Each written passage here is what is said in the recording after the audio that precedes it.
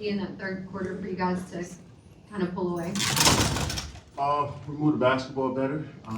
We made them shoot over a hand, and we got on a run. I think we got a lot of easy buckets in transition, and but that starts from just keeping it simple on offense, kicking the ball ahead, defensively, make sure we stay in front of our guys, and not being late on rotations.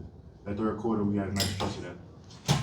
Another game where Steven Adams' two-way game was just deadly, especially in that third quarter. How important was his physicality to turning this game around? Yeah, I mean, he's a big force, a body in the paint to have. And he's almost like his own source of offense because he can, get offensive rebounds so easily and put back or kick out for a three. So we missed him last game, and he kind of adds another dimension to our team with just his screen setting ability, his finishing, his rebounding. So in 18 minutes to get 11 and 8, 5 offensive rebounds, 2 blocks and setting the tone right there.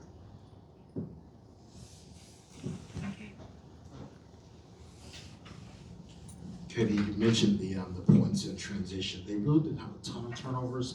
Does it take an intentional effort to score in transition when you're not basically turning the team? Yeah, I mean, because a lot of those shots, nowadays in the league, a lot of teams will shoot deep threes, long threes, and if we can get our hands on those rebounds and push, this is a jump shooting league, so there's a lot of long rebounds that can lead to fast break opportunities. So we try to finish, play quicker, even if it's not a turnover, we still want to get the ball up the floor and try to get easy baskets. So 30 fast break points, that's the name of the game.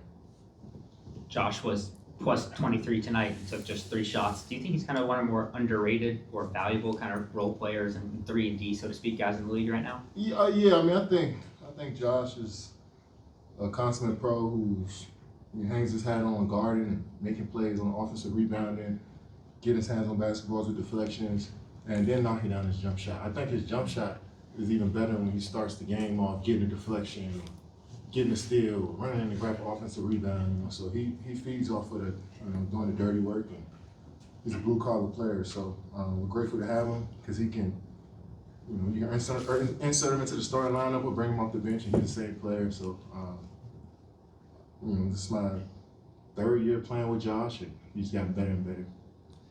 Katie, I think you only attempted 4 threes the entire second half. Jeff was the only one who made one.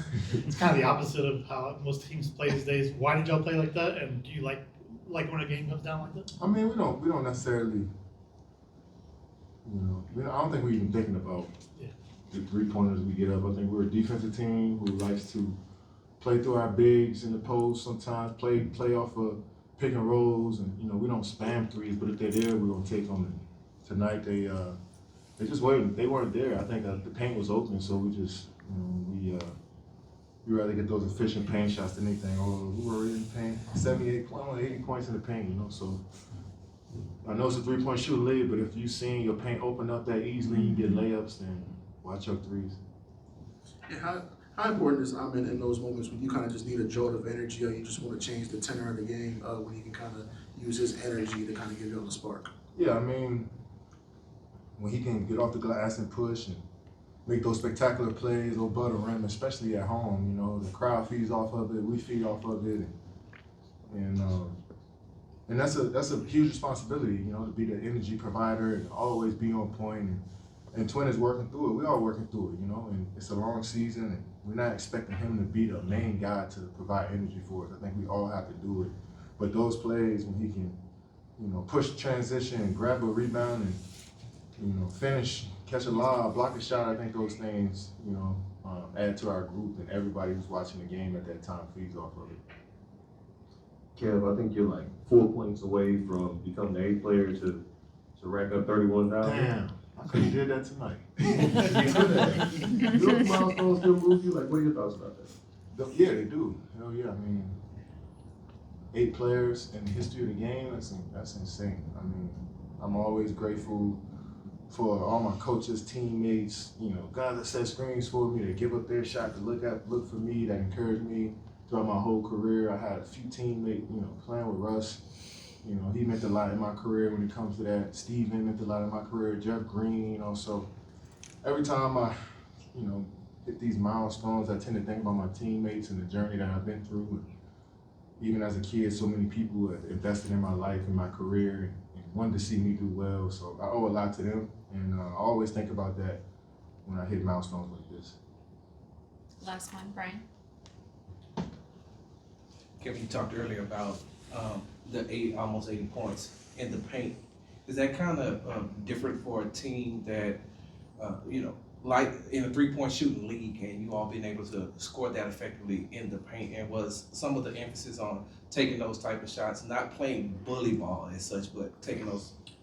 Yeah, I mean, I think a lot of the threes also come from you touching the paint first. You know what I'm saying? Good defensive teams swarm you in the paint, make you kick out for threes. So if we touch the paint, I think, that should be our goal, is to touch the paint and see what happens after that. And I think we make good decisions when we do that. So sometimes it's going to result in 40 threes, 45 threes, and sometimes it might result to 80 points in the paint. We're going to need to take those shots. So touching the paint is important, and you probably hear a lot of the 29 of the teams talk about paint touches as well. So, that's just the source of good offense. Thank you, Kevin. Thank you. Thank you.